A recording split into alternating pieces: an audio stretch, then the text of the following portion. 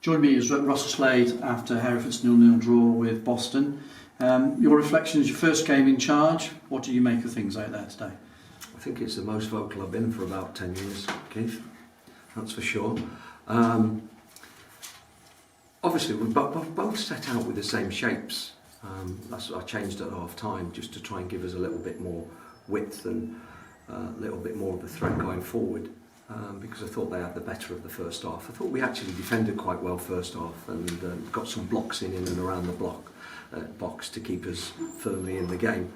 In the second period I thought we came into it a little bit and just had a couple of little half opportunities to try and get the first goal, which was one of those days where that first goal was going to be key, but nobody's got it in the end. The positives are is we have got a clean sheet, but there are lots of things that, you know, I have the time now, a little bit of time now to work on, fortunately, before our next game.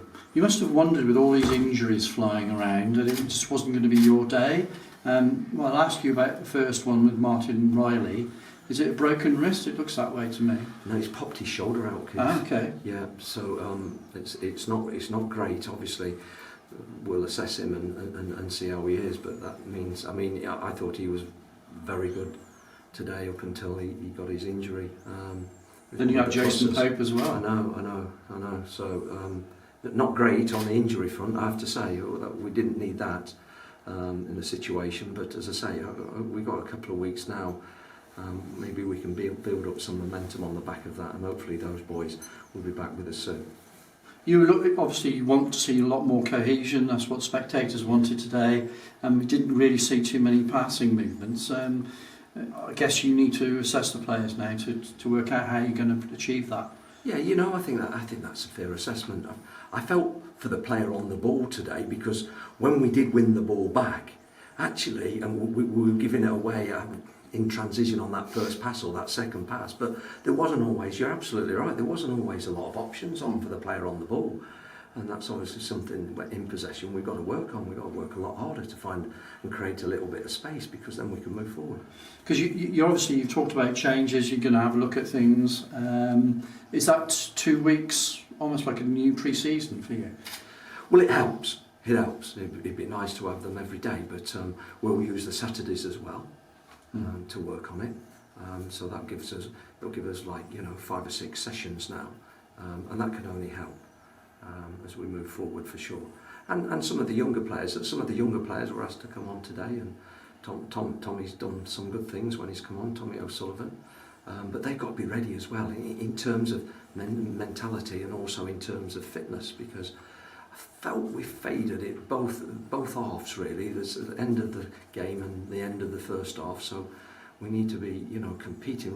The games are 96 minutes, as you know. And they could have scored it. They had a free kick in the 96th minute, and you know that could have been the difference today. I want it to be us that's having the free kick in the last minute to see if we can win a football match. Because it was an aerial threat from Boston in the end. They could see the weakness in there, and that's what they tried to do, wasn't it? Yeah, absolutely. They've seen our big centre half's gone off, and they've sent.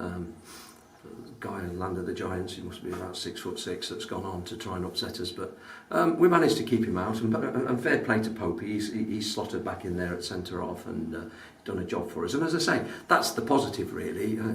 You go out with the intention, if you don't concede a goal, you're giving yourself a chance, and fair play to the lads.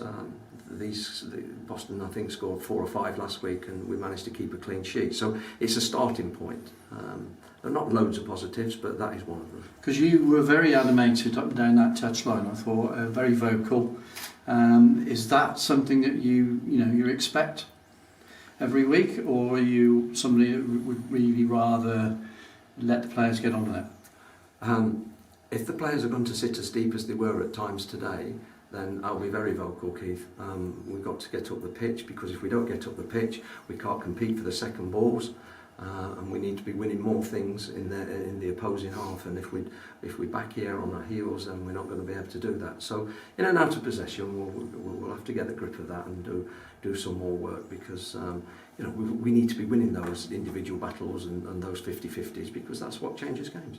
And you said to me yesterday that a new coach would be coming in this week. You would appoint it this week. he's going to help you, I guess, in the coming weeks. Yeah, of course, yeah. So the club, as a club, regrouping now, managers in, coaches, with a bit of luck, will be in next week, and then we're set to go again. And the practice match next Saturday? Yeah, that's what I'd like to do. If it's not a practice match this Saturday, we will be working Saturday, and then it might be we have the practice match the Saturday after, because that'll get us geared up ready for the game. Thanks for your time today. Pleasure.